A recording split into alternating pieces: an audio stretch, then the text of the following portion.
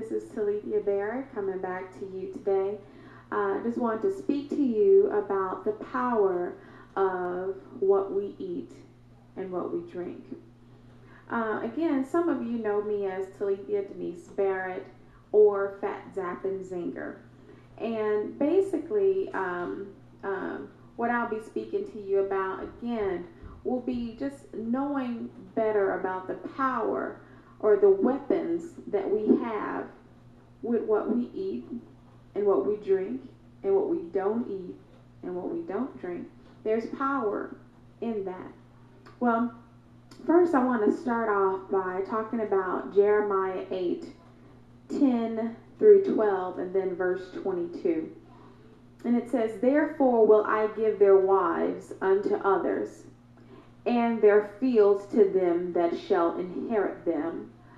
For everyone from the least even unto the greatest is given to covetousness, from the prophet even unto the priest, everyone dealeth falsely." Verse 11, "For they have healed the hurt of the daughter of my people slightly, saying, Peace, peace, when there is no peace. Were they ashamed when they had committed abominations? It says, Nay, they were not at all ashamed." And then verse 22 says, "Is there no medicine in Gilead? Is there no physician there? Why is there no healing for the wounds of my people?" Basically, what I want to talk about is the day and time that Jeremiah was in at that time. At that time, there were many leaders that were speaking, and they were priests. They were the prophets, and it says in earlier verses that their pen was vain. Their words were vain. Their acts were vain. When it said in verse 10 that they have been given over to covetousness, when I looked it up, it means to be given over to greed, to be given over to profit. And everything that they did, from the words that they wrote to the words that they spoke, were all given over to pure profit, which meant that they did not have a heart for God's people any longer. The only concern that they had was profit. Care was no longer there for them. They only saw vanity in bigger things. They wanted bigger things. So if we look today, we can see a lot of that, where a lot of our priests and our prophets have been given over to covetousness, where they are consumed with bigger congregations, bigger churches, bigger houses, bigger cars, because this to them is saying that, their status. And basically the care has been lost within those type of leaders.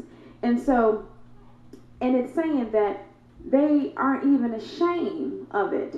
And if you go further, it says they can't even smile about it, but they aren't even ashamed of it at the same time.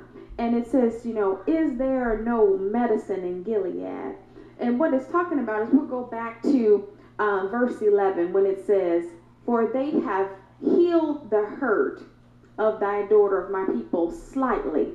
And when it says slightly, you have to refer back to when it says that they preach peace, peace, when there is no peace. And when I looked up peace, it means that they're telling them, peace, you are well. Peace, your mind is well. Peace, your finances are well. Peace, that big gash that you have going across your belly, we're going to put a Band-Aid on top of it and send you home. You are well. Even though you come here hungry, go home because you're full. Food is there for you. Even though you're naked and you need clothes, God will provide. Even though you have nowhere to live, go ahead and peace be with you. You are whole, for you have somewhere to live. And what it's saying there is that they will consistently give them a word of faith, of hope, which would heal them slightly. But when it came to making them whole, that just was not so.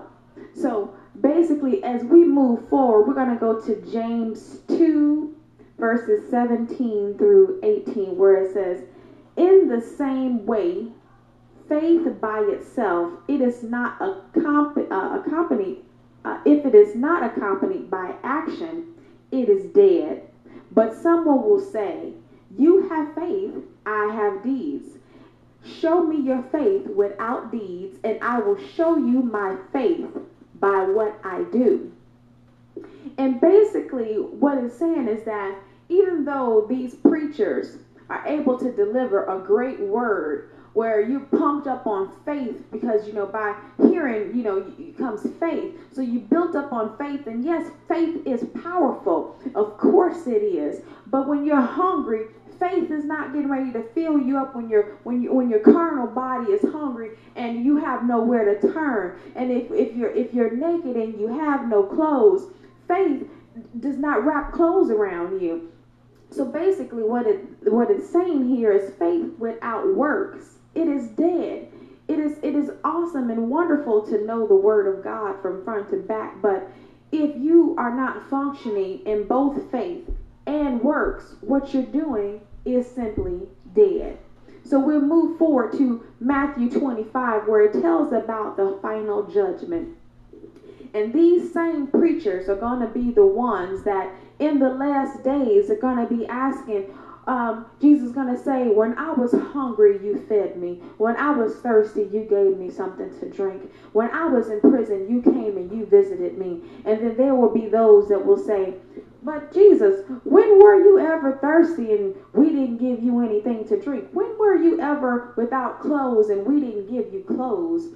And Jesus will say, whatever you've done to the least of these, you have done unto me. So for all those who have just cast out demons in his name, has just done, sent a word out, a word has done it, but they did not do the works of God. They did not help those with clothing. They did not help those who needed food. They just sent them on their way hungry. They did not help those who were in dire need. They basically robbed God from his glory.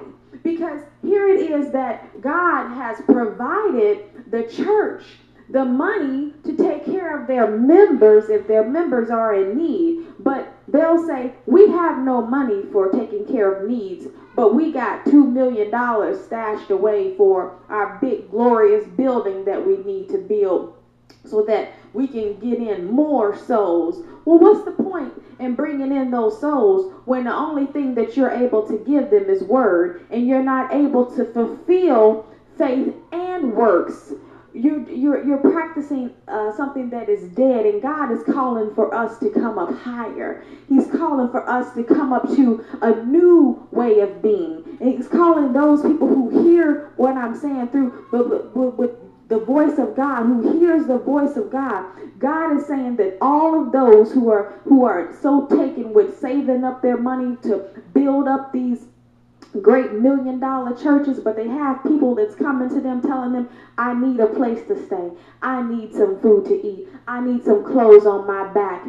And they simply say, well, we don't have any money in the funds for that. But you look over, they got $2 million in the funds for a building.